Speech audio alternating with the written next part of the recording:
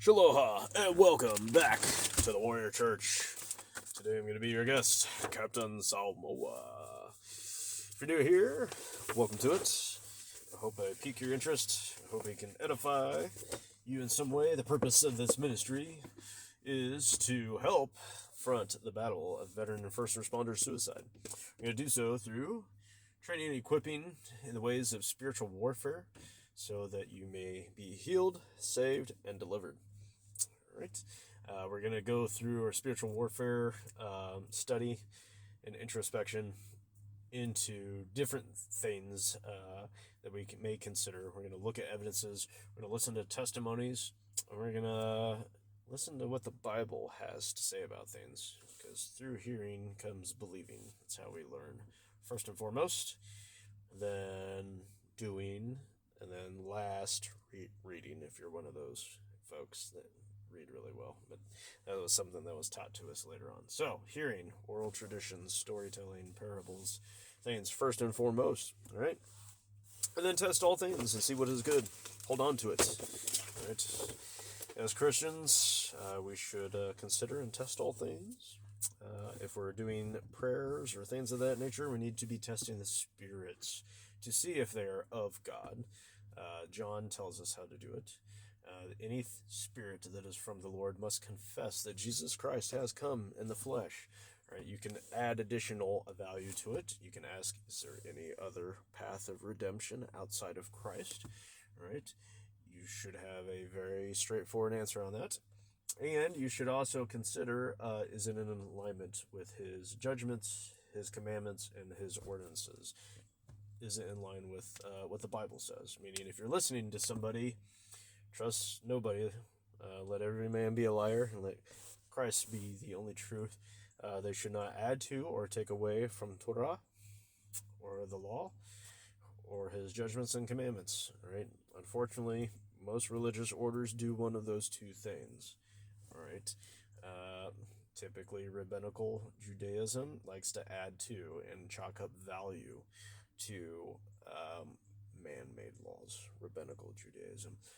On the opposite side, Christianity likes to take a lot of things away. It likes to take a lot of books away. It makes you look at things with scrutiny that are outside of what's called canon.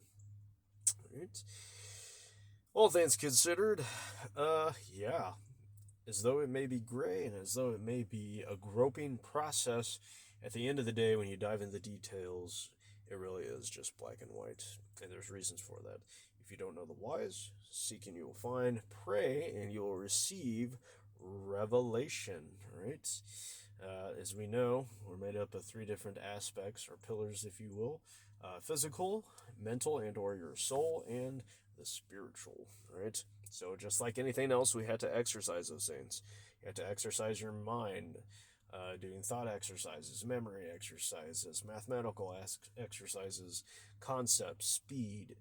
All these things come into place. We call it as IQ. Same thing on the physical. When you work things out, you work out those muscles. The more you work on it, the rests and sets you get, the better you get. The same thing is true for the spiritual. A lot of us don't even consider or think or exercise in those ways. And so when we hear somebody who is disciplined, root word for disciple, if you have a discipleship in a certain discipline, in a certain religious way of things or spiritual way of things, then obviously you've been getting your reps and sets in. So I would encourage you to grow in those ways. There's very infantile ways of approaching that. There's milk and there's meat to be had and be fed. But very simply, spend time in the Word. Pray. Pray, pray, pray. How do we pray? We were taught by the Commander King how to pray with the Lord's Prayer. All those different aspects help us to exercise the way that we are to pray. And it is a praying for his will to be done on earth as it is in heaven.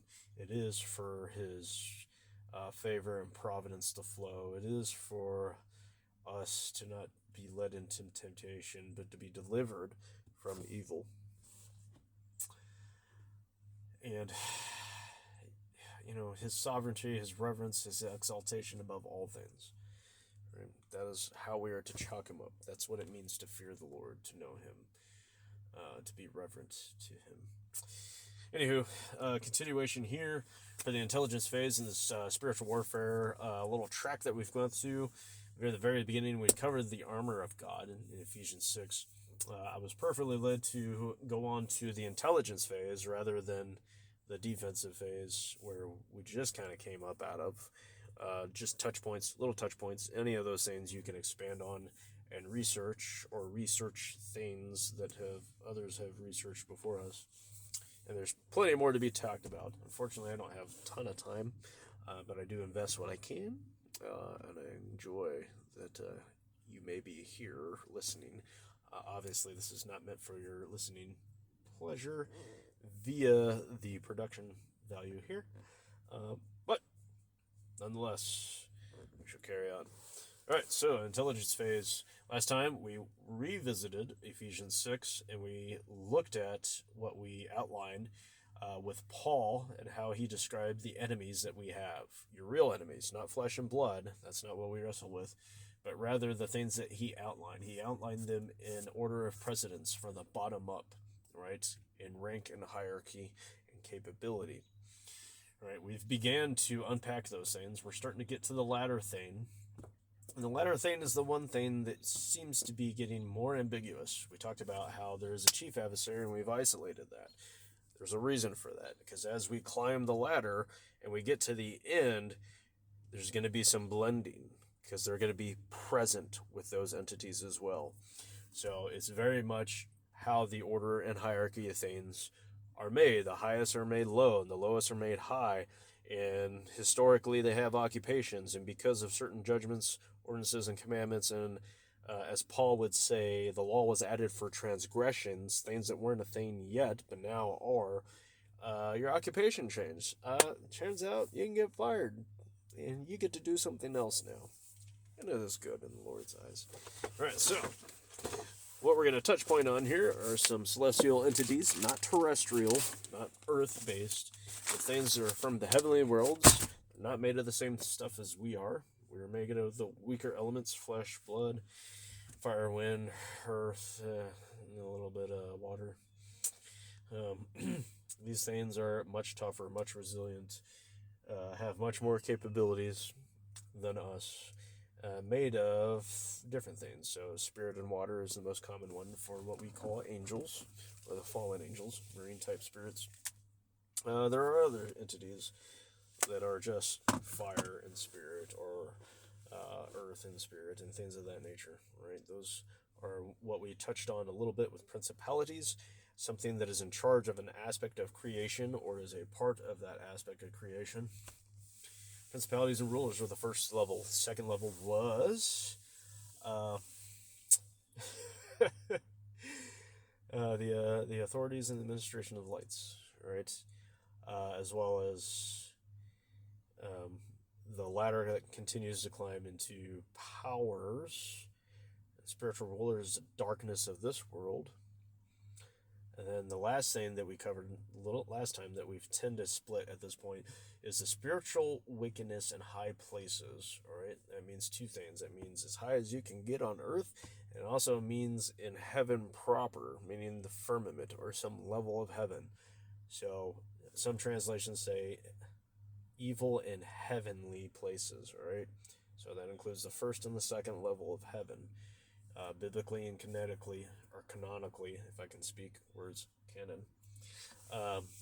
It's going to be the sky above, where the birds and the planes fly. It's also going to be this place called the firmament that was created on the second day of creation. It is the firm place, the rakia, or stereoma in the Greek. Rakia in the Hebrew is the hard place in the sky that we call heaven.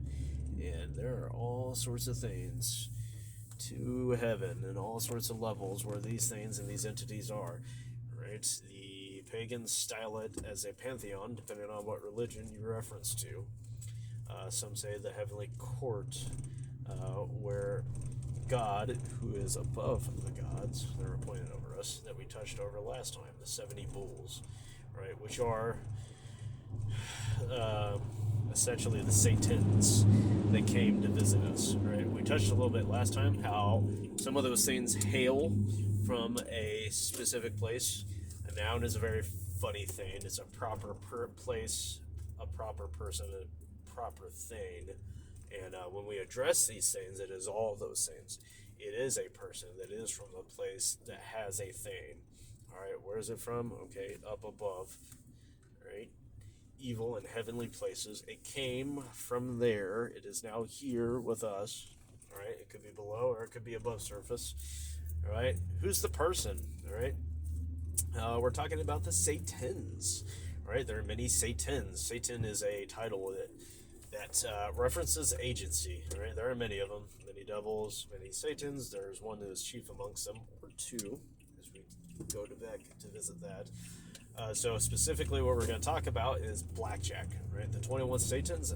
There are 21 that are mentioned in pseudepigraphal texts in the book of Enoch, which I consider to be canon still because it was originally in the canon, the 80 canon, King James, not the 66 canon.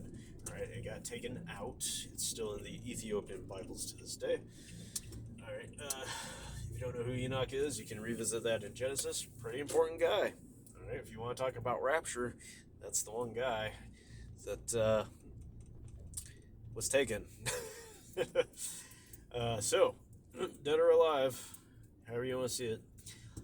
Oh, let's see. I think I'm going to do this right here. So, what we're going to mention about is the Satans, which the chief adversaries are going to be mentioned with them because they are worked with them. It is going to reference the second fall of angels in the days of Jared in chapter 6 of Genesis, and then the events that were described there.